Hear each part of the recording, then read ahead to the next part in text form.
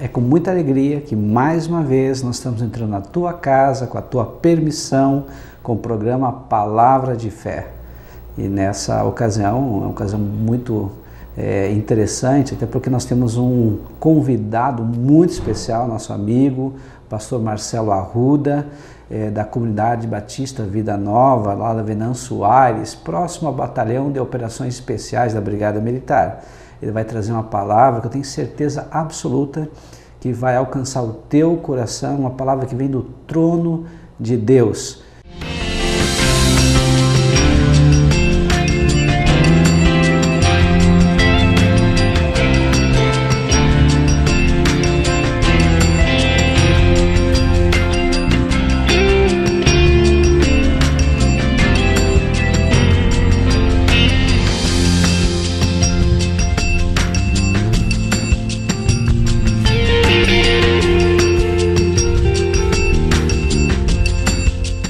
Olá a todos, então, para mim é uma satisfação estar mais uma vez aqui participando do programa Palavra de Fé, a convite do pastor Adão, nosso amigo, uma pessoa que temos estado juntos e para nós é sempre uma alegria estar junto com os nossos amigos. Bom, meus irmãos, o assunto que nos traz essa noite aqui é oração, algo que é tão comentado por todos, mas que em todos os meios é encontrada muita dificuldade. Então eu queria convidar você a fazer uma leitura comigo no livro de Colossenses, capítulo 4, que diz o seguinte no verso 2: Não se cansem de orar, perseverem nisso, estejam vigilantes e lembrem-se de ser gratos. É uma exortação aqui, nós podemos ver que é uma exortação do apóstolo Paulo à nossa vida de oração. Eu não sei se você já parou para pensar na importância da oração, mas se nós pudéssemos fazer uma analogia, a oração está para a vida do cristão, assim como um fuzil, por exemplo, no exército, está para o seu soldado. Quando eu participei muitos anos, trabalhei assessorando no exército, e eu lembro que um dos ensinamentos que eram dados aos seus soldados era que jamais ele poderia perder o seu fuzil. Quando havia aquelas instruções iniciais, no início do ano, a palavra de ordem era: não perca o seu fuzil. Pois bem, na nossa vida, uma das questões primordiais para que nós possamos vencer, para que nós possamos exercitar, acima de tudo, a nossa fé, é nós termos uma prática de oração, o que na verdade não acontece com a maioria dos cristãos. Os cristãos, com um certo período de tempo de vivência de fé, eles acabam por perder essa prática, não executando o que o apóstolo Paulo fala neste versículo. Por que isso acontece? Porque muitas pessoas começam uma vida de oração e num certo período da sua vida, elas perdem esse gosto pela prática da oração. Isso é tão sério que existe um pastor chamado Russell Shedd. Hoje ele já está com idade avançada e hoje ele trabalha apenas com monitoramento e acompanhamento de pastores. Ou seja, ele instrui lideranças. E o pastor Shedd, há alguns anos atrás, ele fez uma pesquisa entre líderes de diversas denominações e ele constatou algo que foi alarmante. Como resultado da sua pesquisa, ele descobriu que mais de 70% dos líderes tinham, ao longo do seu ministério, perdido a prática da oração. Eles deixaram de orar. Aprenderam a fazer a liturgia, aprenderam a fazer inúmeras coisas, o rito, seguir o rito, mas, entretanto, deixaram de ter uma vida de oração. Para nós vermos como é difícil para as pessoas orar, como as pessoas têm dificuldade em oração. E por que isso acontece? Talvez seja porque a noção de oração seja uma noção insuficiente. Uma noção onde o conceito que as pessoas têm sobre oração seja um conceito insuficiente da dimensão que é do que se trata a oração. Para nós começarmos a entender a prática de oração, nós precisamos fazer algumas perguntas. E aí então, com certeza, nós teremos uma vida de oração e, consequentemente, uma vida onde nós seremos bem-aventurados. Pelo menos é o que nos instrui a palavra de Deus. Portanto, qual seria a primeira pergunta a respeito de oração? A primeira pergunta seria: o que é a oração? E muitas coisas para nós respondermos nessa vida. O bom é começar aprendendo o que não é oração. E o que não é oração? Oração não se trata de manipulação dos poderes espirituais, como na verdade na nossa cultura latina, e eu estudo muito isso na universidade, estudo o movimento, principalmente o movimento protestante brasileiro, neopentecostal, e existe uma cultura disseminada de que oração seria uma espécie de manipulação das ordens espirituais.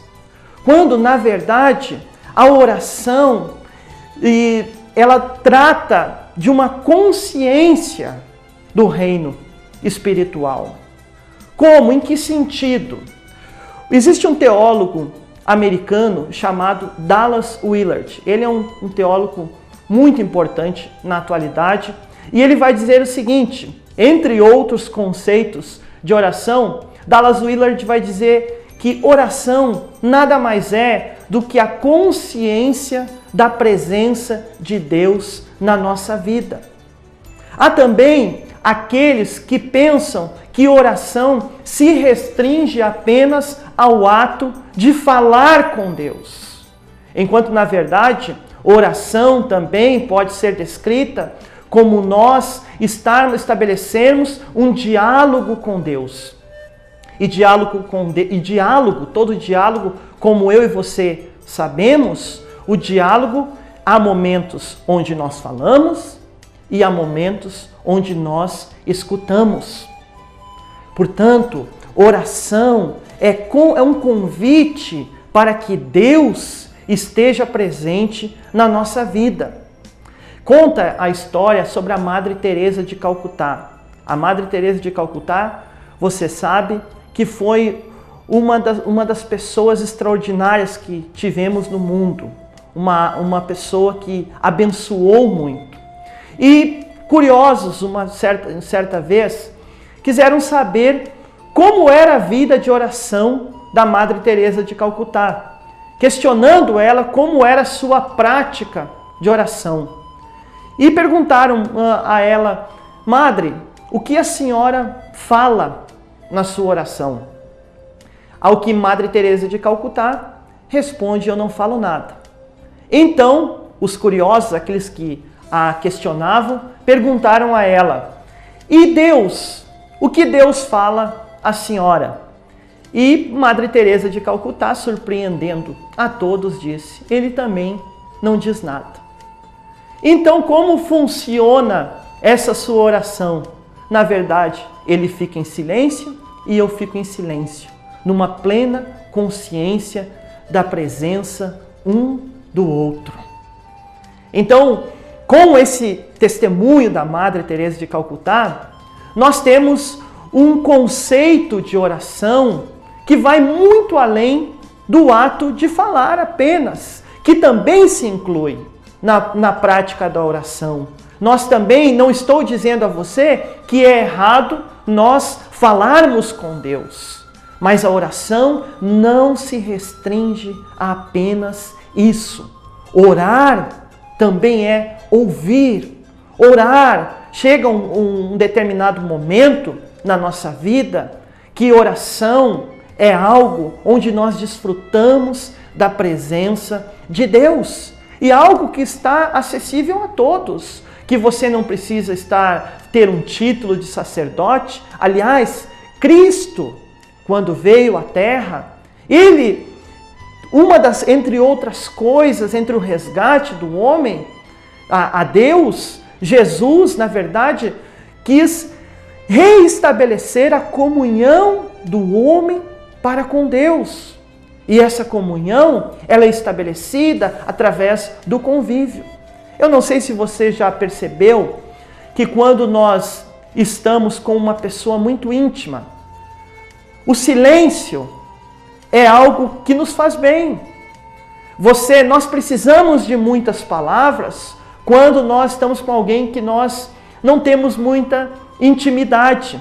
Você está com alguém que você conheceu hoje, que você conheceu num jantar. Você sabe que se faltar o assunto, cria-se um clima naquele momento. Um clima constrangedor. Com Deus não funciona dessa forma.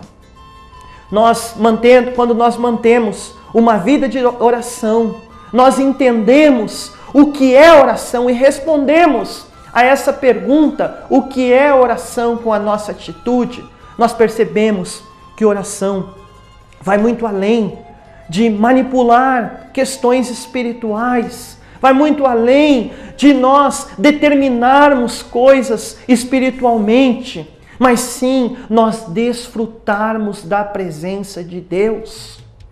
E aí é importante nós termos esse conceito, porque o apóstolo Paulo ele vai dizer nesse texto para nós perseverarmos na oração. E assim como eu, você tem os seus afazeres cotidianamente, você tem as suas questões. Se você é uma dona de casa, você precisa cuidar dos seus filhos. Se você é um trabalhador, você precisa trabalhar, cumprir expediente. E como perseverar na oração, tendo todos esses compromissos, se nós restringíssemos a oração apenas ao ato de falar? Mas quando nós entendemos que oração fala de nós desfrutarmos da presença de Deus, nós entendemos que é possível orar em qualquer lugar. É possível orar quando você vai para a faculdade, quando você dirige o seu carro no trânsito, que está cada vez mais complicado. E aquele tempo que você está no trânsito passa a não ser mais um tempo gasto, mas passa a ser um tempo investido, porque naquele tempo você desfruta da companhia de Deus, porque você invoca e principalmente reconhece a presença de Deus e não fala nada. Às vezes até nós desabafamos com Deus, mas em muitos momentos nós meditamos, estamos na presença de Deus, sabemos que Deus está conosco. Aliás, só para você ter uma ideia da questão cultural, para os cristãos orientais, a oração, ela não está ligada à fala. A oração está ligada à meditação. Eu não estou dizendo que ele está certo ou que os ocidentais estão certos, porque há muito tempo atrás, eu lembro que eu questionei um homem de Deus a respeito de oração e perguntei para ele, qual é a oração errada? E ele me disse o seguinte: oração errada é a oração que não é feita. Oração errada é aquela que não se faz. Quando você ora, você está correto. Mas o importante é que o apóstolo Paulo nos diz nesse texto que nós precisamos perseverar na oração. E se você tiver um conceito equivocado ou insuficiente sobre oração, você não conseguirá perseverar na oração. Pois bem, mas nós temos muitas coisas mais a falar a respeito de oração. Respondemos a primeira pergunta ainda, o que é oração? Tentamos esboçar uma resposta para isso, mas depois do intervalo, quero que você não saia daí, me espere, porque depois nós vamos responder a mais duas perguntas que trarão maior lucidez para nós e a nossa vida de oração e, consequentemente, a nossa vida de vitória. Não saia daí, Deus os abençoe, em nome de Jesus.